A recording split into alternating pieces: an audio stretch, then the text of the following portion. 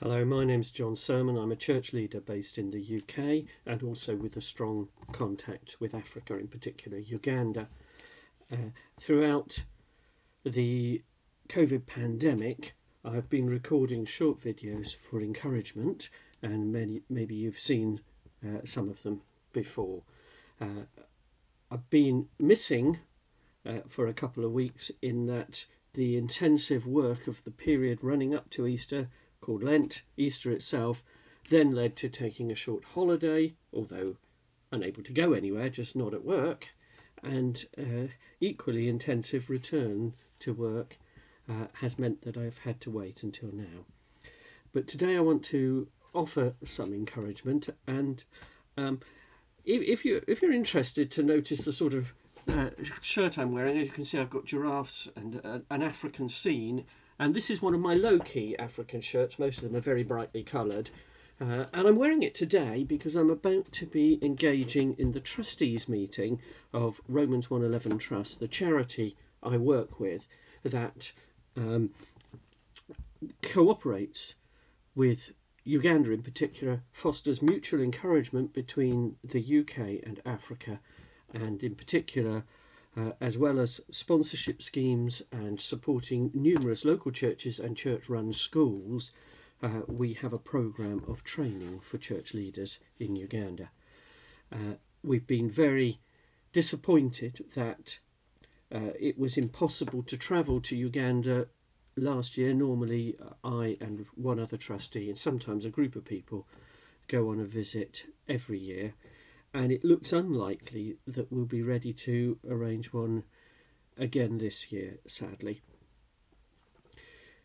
Against the backdrop of the pandemic, the stuff we've all been going through, the difficulties like those who have reasons for international travel, including our own issues with Uganda, against all of that, the concept of encouragement may seem surprising.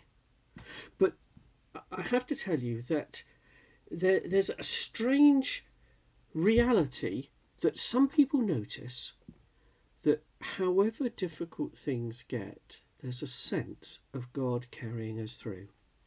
And indeed, in the Easter account in the Gospel of Luke in the Bible, there's an incident that sounds a lot like what some of us are experiencing today.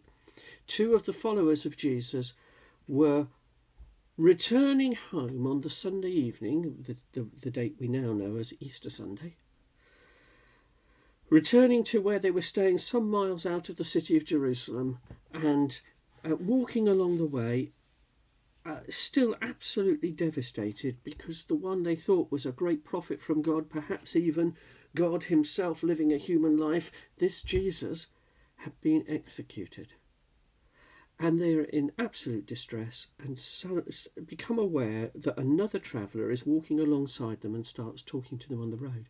It was in fact Jesus risen from the dead, but they didn't realise it was Jesus for the whole of the rest of the walk, and when they invited him in, until during the meal they suddenly realised as he shared the bread with them like he had at the Last Supper. Now that in a way gives us a picture of a reality we can experience that we may not be aware of Jesus walking alongside us.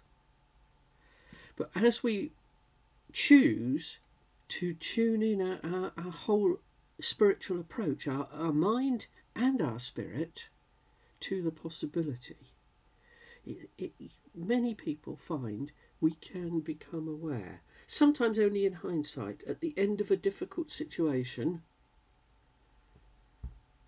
suddenly realising, actually, I got through that because Jesus was with me. And sometimes it comes in the way of the ways our thoughts are led in a more positive direction.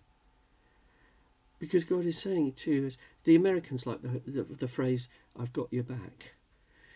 And God is saying to us, I've got your back. And the more we choose to live for God, the more we choose to live our lives in relationship with Jesus Christ, the more that reality of I've got your back comes in for us. Pray that more and more of you will get to experience this. God bless you.